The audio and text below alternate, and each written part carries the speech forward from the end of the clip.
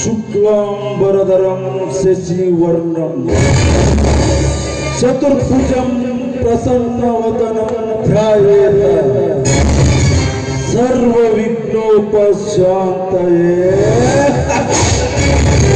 ಈಗೇನಪ್ಪ ಬಂಧುಗಳನ್ನ ಕೈಯಾಗ ಸಿಗರೇಟ್ ಹಿಡಿದ ಶ್ಲೋಕ ಹೇಳಕತ್ತಾನ. ಯಾವ ರಾಚಾರಿ ಅಂದ್ರೆ ನಾನು ಯಾವ ರಾಚಾರಿನೂ ಅಲ್ಲ, ಬ್ರಹ್ಮಚಾರಿನೂ ಅಲ್ಲ, ಸಂಭೋಗದ ಸಂಘರ್ಷಕ್ಕೆ ಹುಟ್ಟಿದ ಅಂಬಾನಿ ಮಗ. ಹಿಂದಿ ಒಳಗ 420 ಅಂತಾರ, ಇಂಗ್ಲಿಷ್ ಒಳಗ 420 ಅಂತಾರ, ಕನ್ನಡದಾಗ ಸುಮಾರು ಅಂತಾರ. ದುನಿಯಾದಲ್ಲಿ ಬದುಕಬೇಕಾದ್ರೆ ದುಡ್ಡಿರ್ಬೇಕು.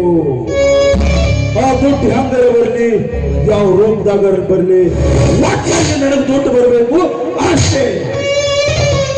ನಾವು ಸಿಗರೇಟ್ ಫ್ಯಾಕ್ಟ್ರಿ ಕಟ್ತೀವಿ, ನೀವು ಸೇರ್ತೀರಿ, ನಾವು ಶ್ರೀಮಂತ ಆಗ್ತೀವಿ. ನಾವು ಗುಟ್ಕಾ ಫ್ಯಾಕ್ಟ್ರಿ ಕಟ್ತೀವಿ, ನೀವು ತಿಂತೀರಿ, ನಾವು ಶ್ರೀಮಂತ ಆಗ್ತೀವಿ. ನಾವು ಹಾದು ಬೀದಿಗೆ ಒಂದು ಬಾರ್ ಅಂಗಡಿ ಓಪನ್ ಮಾಡ್ತೀವಿ, ನೀವು ಹೆಣ್ಣರ ಮಕ್ಕಳನ್ನ ಬಿಟ್ಟು ಬಂದು ಕುಡಿತೀರಿ, ನಾವು ಶ್ರೀಮಂತ ಆಗ್ತೀವಿ. ಆದ್ರೆ ರೈತ ಬೆಳೆದ ಅನ್ನ ಈ ಜಗತ್ತ ತಿಂದ್ರು ರೈತ ಶ್ರೀಮಂತ ಆಗೋದಿಲ್ಲ. ಯಾಕ? ಇದನ್ನ ಯಾರಾದ್ರೂ ವಿಚಾರ ಮಾಡಿದೇನ?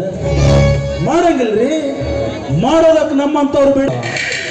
ಸಾಲ ಸೂಲ ಮಾಡಿ ಬೀಜ ಗೊಬ್ಬರ ತರ್ತೀರಿ, ಸರಿಯಾದ ಟೈಮಿಗೆ ಮಳೆ ಇಲ್ಲ, ಕರೆಕ್ಟ್ ಟೈಮಿಗೆ ಕರೆಂಟ್ ಇಲ್ಲ, ಬೆಳೆದ ಮಾಲಿಗೆ ಸರಿಯಾದ ಬೆಲೆ ಕೂಡ ಇಲ್ಲ.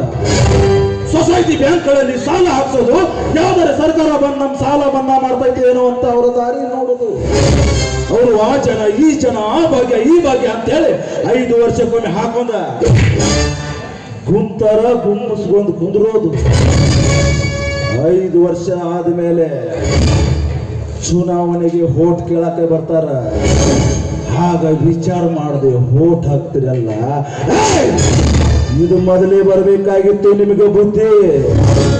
ಒಂದು ಕುರಿಯ ಬೆಲೆ 20,000, ಒಂದು ಕಚ್ಚೆಯ ಬೆಲೆ 15,000, ಒಂದು ಜಾತಿಯ ನಾಯಿ ಬೆಲೆ 10,000, ನಿನ್ನ ಒಂದೇ ಒಂದು ಮತದ ಬೆಲೆ 1,000. ಅಂದ್ರೆ ಇದು 5 ವರ್ಷದ ರಾಜಕೀಯ. 5 ವರ್ಷಕ್ಕೆ 1825 ದಿನಗಳು ಮಾತ್ರ. 1825 ದಿನಗಳ ಬಾಗ್ಲೆ ಹೊಡೆದು ನೋಡಿದ್ರೆ ನಿನ್ನೊಂದು 1,000 ರೂಪಾಯಿ ಒಂದು ದಿನದ ಪೇಮೆಂಟ್ ಬರೀ 54 ಪೈಸೆ ಮಾತ್ರ. ಒಬ್ಬ ಭಿಕ್ಷುಕ ಇವತ್ತೇನೂ ಇಲ್ಲ ಅಂದ್ರೆ 200 ಸಂಪಾದನೆ ಮಾಡ್ತಾನೆ.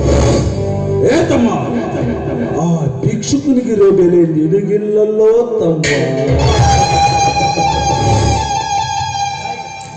ಅದಕ್ಕಂದಲೇ ಹಿರಿಯರು ಒಂದು ಮಾತು ಹೇಳಿದ್ದಾರೆ, ಒಂದು ಮತ ಅನ್ನೋದು ನಿನ್ನ ಮನೆ ಮಗು ಇದ್ದ ಹಾಗೆ, ಅದನ್ನ ಯಾರಿಗೂ ಮಾಡ್ಕೋಬೇಡ ಅಂತ ಹೇಳ್ಯಾರ.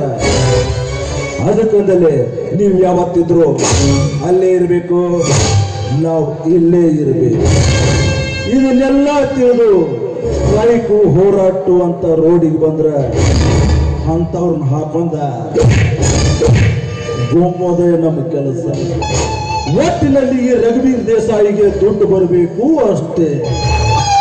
ಈ ರಘುವೀರ್ ದೇಸಾಯಿ ಈ ಕಡೆ ಕೈ ಮಾಡಿದ್ರೆ ಹಣ ಬರಬೇಕು, ಈ ಕಡೆ ಕೈ ಮಾಡಿದ್ರೆ ಹೆಣ್ಣು ಬರಬೇಕು.